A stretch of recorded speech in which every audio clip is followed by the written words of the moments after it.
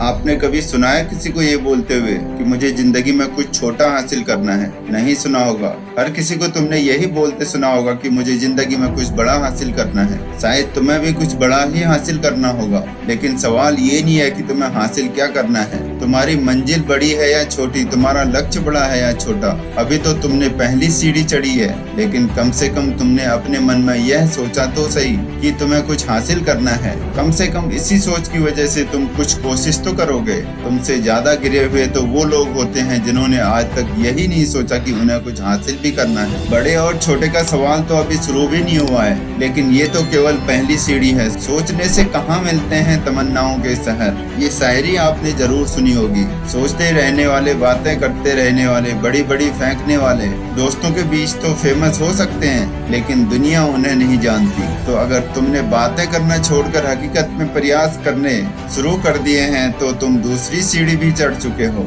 लेकिन केवल प्रयास करना ही काफी नहीं होता। कई बार प्रयास करने पर हमें असफलता मिलती है, हम निराश हो जाते हैं, हमें ऐसा लगने लगता है कि शायद हम इस काम के लायक नहीं हैं या हमारी किस्मत खराब है, और दूसरी सीढ़ी चढ़ने के बाद हम हार मान जाते हैं। लेकिन अगर आपने असफलताओं का सामना करने के बाद भी अभी तक हार नहीं मानी है, आप अभी भी जिद्दी बने हुए हो, तो आप तीसरी सीढ़ी भी चढ़ चुके हो। लेकिन क्या आपको मालूम है कि अगली सीढ़ी कौन सी है? अगली सीढ़ी है आत्म साक्षात्कार की, जहाँ पर आपको खुद को जांचना पड़ेगा, देखना पड़ेगा कि आपके अंदर ऐसी कौन सी कमी है जिसकी वजह से आप काफी लोगों से पीछे हो। आपके बाद आपको अपनी उन कमियों के ऊपर काम करना पड़ेगा, खुद को और ज्यादा बेहतर बनाना पड़ेगा। और अगर आप ये काम लगातार करते आ रहे हो, खुद को बेहतर बनाते जा रहे हो, तो आप चौथी सीढ़ी भी चढ़ चुके हो। लेकिन अधिकतर लोग तो तीसरी चौथी सीढ़ी तक पहुंचने से पहले ही नाकाम हो जाते हैं। लेकिन अब आप अपना अगला कदम बढ़ाने वाले हो पांचवी सीढ़ी की तरफ, जो है प्रेम की सीढ़ी।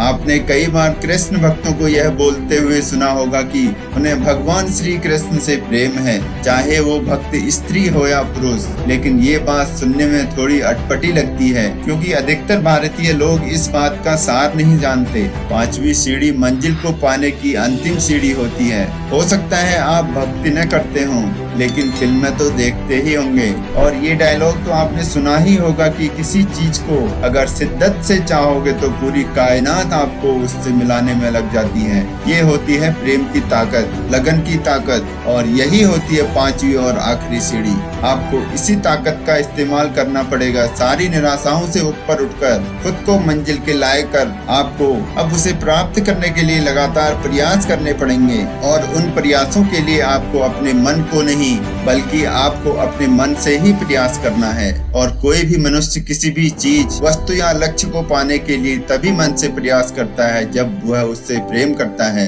अगर आपको अपनी मंजिल से लगाव है, तभी आप बिना किसी वजह के, बिना रुके, बिना थके, लगातार केवल मंजिल को पाने के लिए प्रयास कर पाओगे। और एक दिन ऐसा आएगा जब आपको अपनी मंजिल मिल जाएगी। दोस्तों, इसी बात को और ज्यादा खींचने की जरूरत नहीं है। जो लोग समझदार होंगे समझ गए होंगे कि मैं क्या कहना चाहता हूँ। और अगर अभी तक भी आपको ये बात समझ में नहीं आई है, तो इस वीडियो को एक बार फिर से देखना, इन बातों को समझने की कोशिश करना।